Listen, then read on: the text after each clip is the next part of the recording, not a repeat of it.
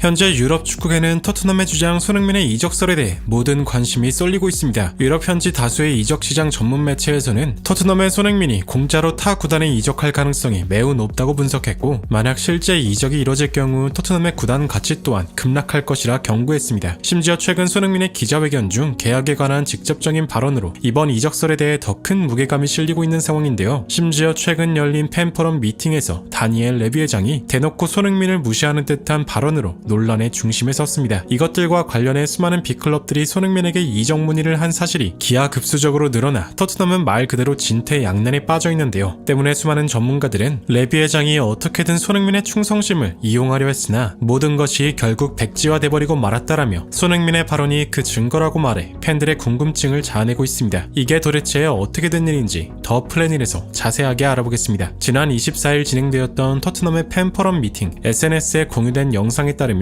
토트넘에서 은퇴하실 건가요? 라는 한 팬의 질문에 손흥민은 미래는 거의 알 수 없다. 거의 10년을 몸담은 여기서 계약이 아직 남아있다. 그저 이번 시즌에 집중할 뿐. 언젠가 이 구단을 떠나는 날이 오더라도 여러분이 계속 웃는 광경, 그리고 날 이 구단의 레전드라고 불러주는 걸 보고 싶다 라고 말했습니다. 해당 발언을 접한 현지 팬들은 이미 손흥민은 토트넘 레전드인데 저런 선수를 자유계약에 내보낸다니 어이가 없는 상황이다라며 레비 회장을 향한 엄청난 분노를 쏟아냈습니다. 설상가상 같은 날 이 팬포럼에 참여한 토트넘의 회장 다니엘 레비는 팀의 레전드를 꼽아달라는 질문을 받았는데요. 이어 나온 레비의 대답은 매우 뜻밖이었습니다. 너무 어려운 문제다. 구단에는 훌륭한 선수가 많았다. 해리 케인, 베르바토프, 가레스 베일, 이 셋이 대표적이다 라며 손흥민의 이름은 찾아볼 수 없었습니다. 이를 접한 축구 전문가들은 해리 케인이나 가레스 베일은 분명 뛰어난 업적을 남겼으나 손흥민 대신 베르바토프의 이름이 불릴 줄 몰랐다. 베르바토프는 토트넘에서 겨우 2년밖에 뛰지 않았는데 이는 명백히 의도적으로 손흥민을 패싱한 것이다. 그렇습니다. EPL 득점왕, 토트넘 역대 도움 순위 1위, 챔피언스 결승 진출 등 엄청난 업적을 이뤄낸 손흥민이 바로 옆에 있었음에도 이를 모른 채 한 레비 회장의 발언은 현지에서 엄청난 논란이 되고 있는데요. 현재 토트넘은 27일에 펼쳐지는 유로파리그 페이지 1라운드 카라바오와의 경기에 앞서 프리매치 컨퍼런스가 열렸는데 여기에 참석한 손흥민이 기자들에게 재계약 상황에 대한 질문을 받자 아직 새로운 계약에 대해 이야기한 적이 없다. 내 길은 아주 분명하다 라며 토트넘이 그 긴 시간 동안 아직도 새로운 계약에 대해 어떤 논의도 하지 않았다는 충격적인 발언을 남겼는데요. 이 발언 이후 토트넘 공신력 1티어 기자들이 토트넘은 손흥민의 1년 연장 옵션을 발동할 예정이다. 이번 연장으로 손흥민은 토트넘에서 11번째 시즌을 보내게 된다 라고 일제히 보도하기 시작했습니다. 일부 축구 전문가들은 레비 회장이 드디어 본색을 드러냈다. 손흥민은 고작 3개월만 있으면 타 리그 구단과 계약을 맺을 수 있는데 어떻게든 공짜로 보내지 않기 위해서 이 1년 계약 연장 옵션을 발동한 것이라며 손흥민이 재계약 협상이 없었다고 인정한 것이 드러난 이상 토트넘이 손흥민을 어떻게